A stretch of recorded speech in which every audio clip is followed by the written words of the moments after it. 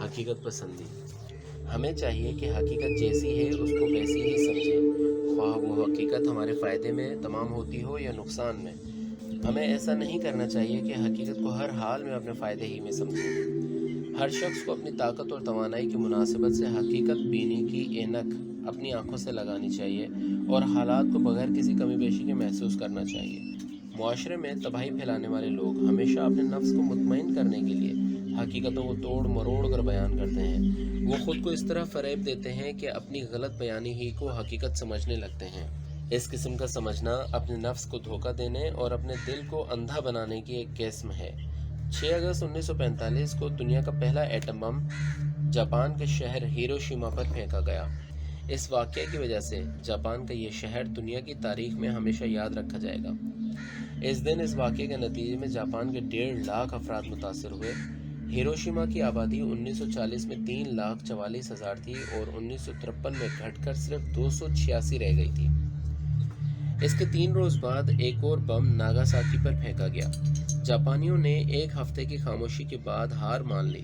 ہزاروں معصوم بچوں، عورتوں اور بے گناہ مردوں کے اس بہیمانہ قتل عام نے دنیا بھر میں اس عمل کے خلاف نفرت کی ایک لہر سی دوڑا دی۔ انسانی تاریخ میں اس وحشیانہ عمل کی مثال نہیں ملتی۔ ان 2 شہروں پر بمباری کرنے کا حکم صدر ٹرومین نے دیا تھا۔ اس حکم کے بعد وہ ضمیر کی خلش میں مبتلا ہوا اور صلح اور انسانیت سے محبت کرنے والوں نے ہر سطح پر اس کی مذمت کی۔ اس مذمت اور نفرت نے اس کی سیاسی اور عالمگیر حیثیت کو گھٹا دیا۔ دنیا نے اسے سیاستدان کہنے کے بجائے خونی قاتل کہا۔ اب ہم دیکھتے ہیں کہ ٹرومین اس واقعے کو کس نظر سے دیکھتا تھا، کس طرح اپنے نفس کو دھوکہ دیتا تھا اور سانپ کے زہر سے زیادہ تلخ حقیقتوں کو کس طرح اپنی ذات کی خاطر توڑ مروڑ کر بیان کرتا تھا۔ وہ کہتا تھا کہ میں نے یہ تاریخی فرمان لاکھوں امریکی فوجیوں کی نجات کے لیے صادر کیا تھا۔ اگر ان بموں سے کام نہیں لیا جاتا تو امریکی فوج کو جاپان کے ساحلوں پر حملہ کرنا پڑتا، جہاں مضبوط دفاعی نظام موجود تھا۔ اس طرح سخت جنگ چھڑ جاتی اور خود جاپانیوں کا بھی بہت نقصان ہوتا۔ یہ جملے امریکہ کے ایک سابق صدر کے ہیں، لیکن ایک معمولی عقل و فہم کا مالک انسان بھی یہ محسوس کرتا ہے کہ ٹرومین اس غلط استدلال کے ذریعے صرف خود کو دھوکہ دے رہا ہے۔ وہ حقیقت کو ویسی نہیں سمجھنا چاہتا جیسی وہ ہے۔ اس اشتباہ کے ساتھ ساتھ اس نے یہ غلط تصور بھی کیا ہے کہ اس کا وقار اور اس کی ہر دل عزیزی باقی ہے، لیکن زیادہ عرصہ نہیں گزرا تھا کہ اس نے اپنی بے خبری کا نقصان بھگت لیا۔ دنیا کی آزادی کے دلدادہ لوگوں نے اسے سیاست کے میدان سے نکال کے باہر کر دیا اور یہ دھبا ہمیشہ کے لیے اس کے دامن پر لگا رہ گیا۔ تاجر، سیاستدان اور دیگر اصناف کے لوگ صرف اس صورت میں زندگی کے مختلف شعبوں میں کامیاب ہو سکتے ہیں جبکہ وہ اپنے حالات کو غیر جانبداری اور حقیقت پسندی کی نگاہ سے دیکھیں۔ تاجر کو چاہیے کہ معاملے کے طریقے یا فروخت کے لیے پیش کی جانے والی چیز کے بارے میں گاہک کے اعتراضات غور سے سنیں اور صحیح تدبیروں کے ذریعے سے خامیاں دور کریں۔ اسی طرح سیاستدان کو چاہیے کہ وہ عوام کے اعتراضات پر اچھی طرح غور کرنے سے پہلے ہی انہیں خود غرضی والی تحریکیں نہ سمجھے اور مختلف عنوانوں سے عوام کو مفسد اور بدامنی پھیلانے والوں کی طرح سرکوب نہ کریں۔ سیاستدان کو یہ یقین رکھنا چاہیے کہ حقیقت پسندی ہی ملک اور سیاست کی پائیداری کے لیے شرط ہے۔ ترقی چاہنے والا طالب علم استاد کی ڈانٹ ڈپٹ بخوشی برداشت کر لیتا ہے۔ وہ کم نمبروں کو استاد کے جانبدار ہونے کی دلیل قرار نہیں دیتا، بلکہ وہ اپنا اور اپنے علم حاصل کرنے کے طریقے کا محاسبہ کرتا ہے۔ ہو سکتا ہے کہ حقیقت یہی ہو کہ کوتاہی اسی کی ہو۔ اس حقیقت کو سمجھ لینا مستقبل میں اس کی کامیابی کے لیے سیڑھی کا کام دے گا۔ پیغمبر اکرم صلی اللہ علیہ وآلہ وسلم مشرکوں اور بت پرستوں کے خلاف جنگ کرنے سے پہلے دشمن کی طاقت کا اندازہ لگاتے تھے۔ جنگ سے پہلے معلومات اکٹھی کرتے تھے جو کبھی تلخ اور ناگوار بھی ہوتی تھیں۔ آپ علیہ السلام کبھی دشمنوں کی طاقت کو نظر انداز کر دیے جانے کے قابل نہیں سمجھتے تھے۔ ہرگز خود کو یا مسلمان افسروں کو دھوکہ نہیں دیتے تھے کہ ہم ایک ہی حملے میں دشمن کو پسپا کر دیں گے یا سمندر میں ڈال دیں گے۔ جنگ بدر میں مسلمان جاسوسوں نے قریش کے ایک سپاہی کو بدر کے کنویں پر گرفتار کیا اور پیغمبر اکرم کی خدمت میں لے آئے۔ ابھی تک دشمن کی تعداد کا صحیح علم نہیں تھا۔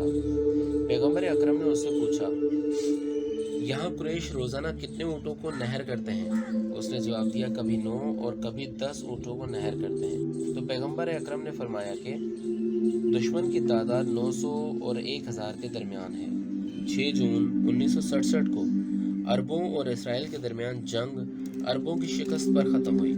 افسوس کے ساتھ کہنا پڑتا ہے کہ شکست کی ایک تلخ حقیقت ہونے کی بنا پر اس کے سبب کا بہت کم اعتراف کیا گیا، اور وہ سبب یہ تھا کہ عرب ممالک کے سربراہوں نے دشمن اور اس کے ساتھ دینے والے جو میدان جنگ میں تھے یا پیچھے سے پشت پناہی کر رہے تھے، ان کی طاقت کا صحیح اندازہ نہیں لگایا تھا۔ صحیح اندازہ لگانے کے بجائے وہ بہادری دلانے اور جنگی نغمے چھیڑنے میں لگے رہے۔ اگر وہ حقیقت کا اندازہ لگا کر جنگ کرتے تو ہرگز اتنی فاش شکست سے دوچار نہ ہونا پڑتا، جس کی مثال انسانی تاریخ میں بہت کم ملتی ہے۔ یقیناً شک یقین کا زینہ ہے۔ جب تک انسان کو کسی موضوع پر تردد پیدا نہ ہو، اس وقت تک تحقیق کی فکر نہیں ہوتی۔ اسی طرح اعتراض اور تنقید بھی کمال تک پہنچنے کا ایک ذریعہ ہے۔ کامیاب شخص وہی ہے جو لوگوں کی تنقید غور سے سنتا ہے، بیلوس اور اصلاح کی خاطر سے جو تنقید ہوتی ہے وہ اس کا جائزہ لیتا ہے، کیونکہ دوسروں کے افکار کے آئینے میں انسان یا اس کے کام کے عیبوں کو واضح طور پر دیکھا جا سکتا ہے۔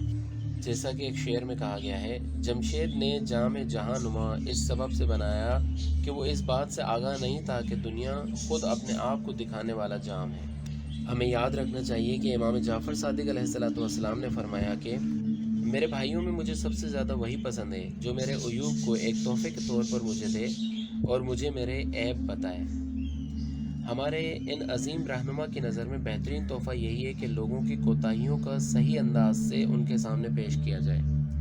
آج کی آزاد دنیا میں تنقید زندگی کی اساس ہے۔ یورپ کی دنیا ماہر افراد کو بلاتی ہے، حکومت اور دیگر قومی اداروں کو ان کے اختیار میں دے دیتی ہے تاکہ وہ حالات کا جائزہ لیں اور تنقید کر سکیں۔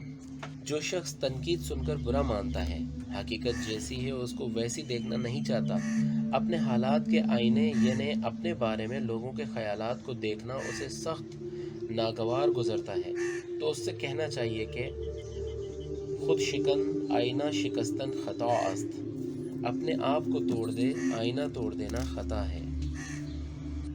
لچکدار رویہ۔ لچکدار ہونا اور ابن الوقت ہونا واضح فرق رکھتا ہے۔ ابن الوقت اور چاپلوس آدمی کا کوئی خاص ہدف نہیں ہوتا، وہ کسی صحیح اصول کا پابند نہیں ہوتا، وہ جس طرح بھی ہو چہرے پر مختلف ماسک لگائے زندگی کے اسٹیج پر ظاہر ہوتا ہے۔ وہ اپنے ذاتی فائدے اور اپنی نفسانی خواہشات کی خاطر تمام اصولوں کو پامال کر دیتا ہے، لیکن لچک رکھنے والا شخص جہاں تک اس کے اصولوں اور اہداف کو نقصان نہیں پہنچتا، وہاں تک وہ اپنے اندر لچک پیدا کر لیتا ہے۔ لوگوں کے ساتھ، حتیٰ دشمن کے ساتھ بھی سمجھوتہ کر لیتا ہے۔ وہ اپنی زندگی کے اصولوں کی حفاظت کرنے کے لیے اپنے بہت سے فائدوں کو ہاتھ سے جانے دیتا ہے اور اپنی مرضی کے بجائے لوگوں کی خواہشوں کو مقدم کر دیتا ہے۔ دنیا کے بدلتے ہوئے حالات طوفان کی طرح خوفناک اور جڑ سے اکھاڑ دینے والے ہوتے ہیں۔ طوفان ایک جگہ سے شروع ہوتا ہے اور درختوں پر حملہ کر دیتا ہے۔ سرسبز درخت ایک خاص لچک پیدا کر کے طوفان کو آگے بڑھنے دیتا ہے اور پھر فوراً ہی اپنی جگہ واپس آ جاتا ہے، اپنے جھکے ہوئے قد کو دوبارہ سیدھا کر لیتا ہے۔ لیکن خشک اور سخت درخت شدید ہواؤں کے آگے جو کہ توں کھڑے رہتے ہیں۔ خشکی اور سختی کی وجہ سے ان میں لچک نہیں ہوتی، اس کے نتیجے میں وہ جڑ سے اکھڑ جاتے ہیں۔ حکومت کا سربراہ جس کے ذمہ تمام اہم امور ہوتے ہیں، ادارے کا مینیجنگ ڈائریکٹر جسے سینکڑوں افراد سے سروکار ہوتا ہے، ایک تاجر جس کا قسم قسم کے گاہکوں سے واسطہ پڑتا ہے، اگر ایسے لوگ اپنے وقتی فائدے کے لیے اصولوں کی پرواہ نہ کریں تو ابن الوقت ہیں، لیکن اگر یہی لوگ اپنے اور ادارے کے اصولوں کو محفوظ رکھتے ہوئے اپنی شدت میں کمی کر دیں اور مربوط افراد کے مطالبوں کا مثبت جواب دیں اور تھوڑے بہت مادی نقصان اور رنج کو برداشت کر کے ان افراد کا دل موہ لیں، تو ایسے لوگوں کو ہم لچک کی صلاحیت رکھنے والا شمار کریں گے۔ حضرت محمد مصطفیٰ صلی اللہ علیہ وآلہ وسلم لچک کے بارے میں فرماتے ہیں کہ حالات کے طوفان کے سامنے مومن سنبل کے لچکدار پودے کی طرح ہے۔ جب طوفان کا جھکڑ چلتا ہے تو وہ لچک پیدا کر لیتا ہے اور سختی سے کھڑا نہیں رہتا، لیکن کافر اس کے برعکس ہوتا ہے۔ وہ خشک درخت کی طرح ہے جو ٹس سے مس نہیں ہونا چاہتا، جس کے نتیجے میں وہ اکھڑ جاتا ہے۔ جزوی اور معمولی کاموں میں سختی ایسے شخص کے لیے جو لوگوں کے مختلف طبقوں کے ساتھ زندگی گزارنا چاہتا ہے، पसमानदगी और बदनामी का सबब है। ऐसी सख्ती लोगों के दिलों में बेजारी पैदा करती है, जिसके नतीजे में कोई शख्स बड़े मुकामात और आला मकासद को हासिल नहीं कर सकता। इसीलिए ये बात बहुत सराहत के साथ कही जा सकती है कि कोई शख्स मुआशरे में उसी सूरत में अपना मुकाम पैदा कर सकता है जबकि उसमें मुनासिब लचक मौजूद हो। अगर आप सुलह हुदैबिया का मतन मुलाहिजा करें तो आपको पैगम्बर अकरम सल्लल्लाहु अलैहि वसल्लम की लचक देखकर ताज्जुब होगा। सन 8 हिजरी में कुरैश के बुतपरस्त कौम के साथ आप अलैहिस्सलाम ने जो मुआहिदा किया उस पर बाज़ बेखबरों और नादानों ने एतराज़ भी किया, लेकिन वक्त गुजरने के साथ साथ ये साबित हो गया कि आपकी ये लचक आइंदा की कामयाबियों के लिए ज़रूरी थी। इस्लाम की तरक्की में सबसे बड़ी रुकावट कुरैश की बुतपरस्त कौम थी। उन्होंने अपने मुसलसल हमलों के ज़रिए से पैगम्बर अकरम से हर किस्म की आज़ादी छीन ली थी। अगर ये रुकावट रास्ते में ना होती तो पैगम्बर की दावत इतनी पुरअसर थी कि थोड़ी ही मुद्दत में आप अलैहिस्सलाम मुबल्लिगों को भेजकर और दावत कुरान हर जगह पहुंचाकर अरब के जजीरा नुमा को तौहीद के परचम तले ला सकते थे। लेकिन इन दुश्मनों ने बराह रास्त या बिलवास्ता मुकाबला करके पैगम्बर अकरम से तबलीग की फुर्सत छीन ली थी। पैगम्बर अकरम का आला हदफ और मकसद ये था कि आपको तबलीग रिसालत की आज़ादी मिले। इस हदफ को हासिल करने के लिए आपने कुरैश से मुआहिदा किया और इसमें आपकी तरफ से अजीब लचक का इजहार किया गया। हम इसकी तरफ अपने मतलब को वाज़ेह करने के लिए कुछ इशारा करते हैं। नंबर 1, सुलहनामा लिखने के लिए पैगम्बर अकरम ने हज़रत अली अलैहिस्सलाम को मुकर्रर किया। उन्होंने पहले सफ़े पर लिखा बिस्मिल्लाहिर्रहमानिर्रहीम। तो कुरैश के नुमाइंदे ने कहा कि हम रहमान और रहीम के लफ्ज़ों से आशनाई नहीं रखते। अरब के रस्म के मुताबिक बिस्मिका अल्लाहुम्मा लिखा जाना चाहिए। पैगम्बर ने यह बात कबूल कर ली और हज़रत अली ने बिस्मिका अल्लाहुम्मा लिख दिया।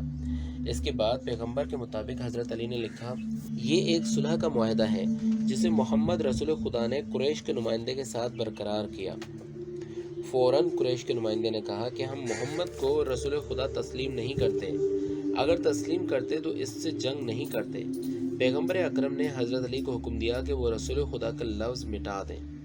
नंबर 2, इसी मुआहिदे की एक शर्त ये थी कि अगर कोई मुशरिक मक्का से मरकज़ इस्लाम मदीना भाग कर आ जाए तो इस्लामी हुकूमत की ज़िम्मेदारी होगी कि वो उसे कुरैश के ज़िम्मेदार अफराद के हवाले कर दें। लेकिन अगर कोई मुसलमान मदीना से निकलकर मक्का में पनाह हासिल कर ले तो कुरैश की ज़िम्मेदारी नहीं है कि वो उसे मुसलमानों के हवाले कर दें। लेकिन अगर कोई मुसलमान मदीना से निकलकर मक्का में पनाह हासिल करे तो कुरैश की ज़िम्मेदारी नहीं है कि वो उसे मुसलमानों के हवाले करें। पैगम्बर अकरम ने ये बात भी इसलिए कबूल कर ली कि आप अलैहिस्सलाम को और आपके पैरोकारों मुसलमानों को कुरैश की जानिब से कुछ बेफिक्री नसीब हो और तबलीग के लिए राह हमवार हो सके। आपने कुरैश को जो फोकियतें दी उनकी निस्बत आपको जो तबलीग के सिलसिले में फ़वाइद हासिल हुए वो ज़्यादा अहम थे। हमारे कामों का एक ऐब ये है कि हम अपने फ़ायदे के सिलसिले में जब जमा तफरीक करते हैं तो एतदाल को भूल जाते हैं। अगर हम किसी कौम से कत ताल्लुक़ किए हुए हैं तो हमेशा कत ताल्लुक़ ही रखते हैं। हरगिज़ ये फ़िक्र नहीं करते कि ख़ास शराइत के साथ रवाबित इस्तवार किए जा सकते हैं। गोया हम लचक को अपने लिए ज़िल्लत और शिकस्त की अलामत समझते हैं, हालांकि अकल और शरअ कहती है कि जहाँ तक असल मकसद को नुकसान ना पहुँचे वहाँ तक लचक इख्तियार कर लेना कामयाबी का एक उसूल है। सही तरीका। दुनिया का एक बहुत बड़ा माहिर इक़्तिसादियात कहता है कि इक़्तिसादी इदारे और मुख्तलिफ़ चीज़ें तैयार करने वाले कारखाने अपनी हालत पर बरकरार रहने की वजह से ज़वाल पजीर हो जाते हैं। दानिशवरों का अकीदा है कि एक ही हालत पर बरकरार रहना एक किस्म का ज़वाल है, लेकिन क्या ये कानून सिर्फ़ कारखानों के लिए है या ये कि ये एक अमूमी कानून है और हर सिन्फ और हर शोबा के तमाम तबकों के लिए है? इस सिलसिले में अमीरुल मोमिनीन हज़रत अली अलैहिस्सलाम कहते हैं कि जिसके मुसलसल 2 दिन इस तरह गुजरे कि मादी और रूहानी लिहाज से दूसरा दिन पहले दिन जैसा है तो उसने ज़िंदगी में नुकसान उठाया है। इंसान का सबसे बड़ा सरमाया उसकी उम्र है। ये कीमती सरमाया बतदरीज खर्च होता है। अगर इसका एवज़ इस सरमाया की शान के मुताबिक ना हो तो गोया हमने अपना सरमाया हाथ से खो दिया और इसके एवज़ में कुछ खरीद नहीं पाए। उसूली तौर पर जिद्दत पसंदी इंसान की फितरत में शामिल है। इंसान मुसलसल एक जैसा काम करके उकता जाता है। लजीज तरीन ग़ज़ाएँ भी अगर रोज़ खाने को मिलें तो उनकी लज्जत कम हो जाती है। दुकानदार और बड़े डिपार्टमेंटल स्टोर के मालिकान यकसानियत को ख़त्म करने के लिए हर साल अपनी दुकान की तरतीब बदल दिया करते हैं, अगरचे कि दोनों अंदाज की सेटिंग से फ़ायदा एक ही तरह का हासिल हो। کثیر الاشاعت اخبار جو روز لوگوں کی نظروں سے گزرتے ہیں، یکسانیت کو ختم کرنے کے لیے ہر روز یا ہر ہفتے چھپائی کے طرز اور رنگ وغیرہ میں تبدیلی لاتے ہیں تاکہ برا معلوم نہ ہو۔ اسی طرح بڑے ہوٹلوں میں ڈائننگ ہال کی ڈیکوریشن ہر سال تبدیل کی جاتی ہے تاکہ آنکھوں کو بھلا لگے، تاکہ آنکھوں کو اچھا لگے اور اکتاہٹ نہ ہو۔ لیکن کیا ہر قسم کی جدت پسندی اور تبدیلی ترقی کی علامت ہے؟ خواہ اس طرح بہتر چیز بدتر میں تبدیل ہو جائے؟ ہرگز نہیں۔ جہاں دنیا کے بڑے ماہرین اقتصادیات یکسانیت کو زوال کی ایک قسم سمجھتے ہیں، وہاں بہتر چیز کو بدتر سے بدل لینے کو خودکشی شمار کرتے ہیں۔ اس اعتبار سے جو بھی تبدیلی ہو اسے ٹھیک طرح سے اور پہلے سے بہتر ہونا چاہیے۔ اگر ہم ایک اصلاح کریں تو صرف ظاہری تبدیلی کو نہ دیکھیں، بلکہ اصل کام کی حقیقت کو مد نظر رکھتے ہوئے اس کام کے مطابق تبدیلی لائیں۔ مشرق کے بہت سے کارخانوں میں ایک بڑا عیب یہی ہے کہ اگر لوگ ایک دفعہ ان کی تیار کی ہوئی چیزوں کو پسند کر لیں تو پھر وہ کبھی بھی ان چیزوں کی شکل و صورت اور ان کے مٹیریل میں تبدیلی نہیں لاتے، اور اگر کبھی ایسا کرنا بھی چاہیں تو ٹھیک طرح سے نہیں کرتے ہیں۔ پیغمبر اکرم صلی اللہ علیہ وآلہ وسلم نظم و ضبط اور ٹھیک طریقے سے کام انجام دینے کو پسند فرماتے تھے۔ جب ایک فوجی افسر سعد بن معاذ کا جنازہ اٹھا اور انہیں قبر میں اتار دیا گیا تو آپ صلی اللہ علیہ وآلہ وسلم نے دیکھا کہ اصحاب مٹی ڈالتے وقت بے ترتیبی سے مٹی قبر میں ڈال رہے ہیں۔ آپ یہ دیکھ کر ناراض ہوئے، اس فوجی افسر کی قبر کے کنارے بیٹھ گئے، مٹی کو اپنے ہاتھوں سے ہموار کیا، پھر اصحاب سے فرمایا، میں جانتا ہوں کہ یہ قبر جلد پرانی ہو جائے گی، لیکن خدا ایسے بندے کو پسند کرتا ہے جو کام کے موقع پر اسے درست طریقے سے مکمل طور پر انجام دے۔ آپ جانتے تھے کہ یہ بدنظمی زندگی کے تمام شعبوں میں سرایت کر سکتی ہے۔ آپ اس بات پر راضی نہیں ہوتے تھے کہ ایسا چھوٹا کام بھی بے ترتیبی سے انجام پائے جس کا اثر چند دن میں ختم ہو جانے والا ہے۔ جو جوان چاہتا ہو کہ ہر چھوٹے بڑے کام میں اس کی کوشش کو سراہا جائے اور اس کی کامیابی کام کے سلسلے میں دائمی رہے، تو اسے چاہیے کہ وہ آج کے کام کو گزشتہ کل کے کام کی نسبت سے بہتر طریقے سے انجام دے۔